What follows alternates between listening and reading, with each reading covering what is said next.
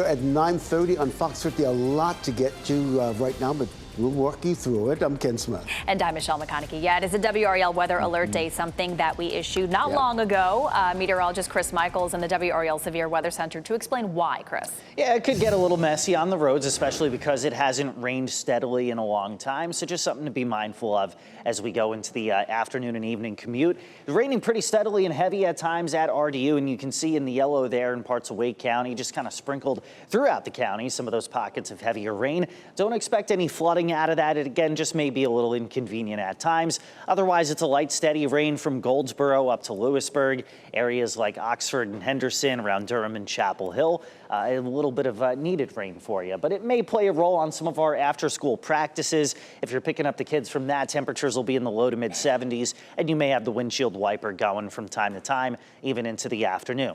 So here's the two storms we're tracking. Umberto, a Category 5 storm, or Category 4 storm. Thank goodness that's staying away from here. But what it's doing is it's tugging Imelda and pulling it away from us. Imelda is going to have more of an impact on Bermuda than it will on the East Coast. And then eventually we see that storm moving out of here, and it's replaced with some drier weather, with some lower humidity. So we'll show you when that happens, why that happens, coming up in just a bit. Ken? So because of the spotty rain showers we've been having all morning long, we dispatched the WRAL Storm Tracker, Ali Cadlebar, with photographer Michael Joyner. They've been driving around since 4:30 this morning. So, Ali, what are you seeing right now? Again, within the past 5 minutes, we've come across a patch of some pretty heavy rain. You can see people are, well, we've seen people just hit their brakes, the road getting more wet, as you can see, as the water is spraying up from people's tires there.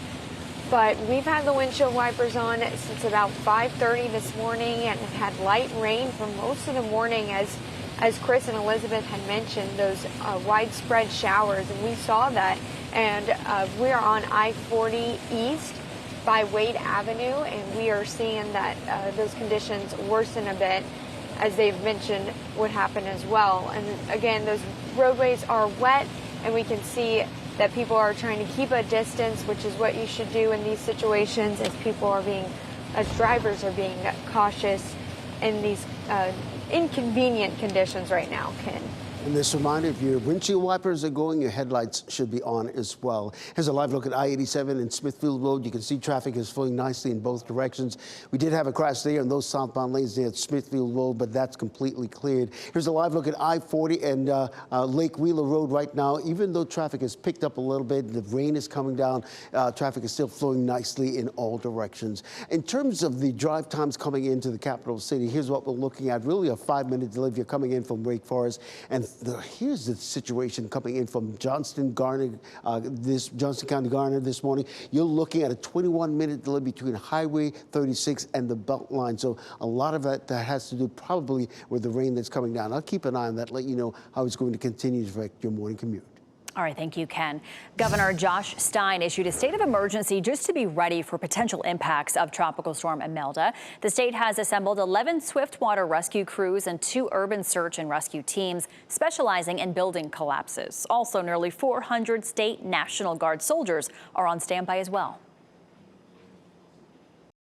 Poised and ready to quickly and decisively respond to any of the needs that come about from any of our counties or municipalities across the state. And we spoke with North Carolina American Red Cross this weekend, where teams were stationed in Raleigh coordinating efforts. They said they have more than 120 volunteers activated for this storm, just in case. Just in case. So listen.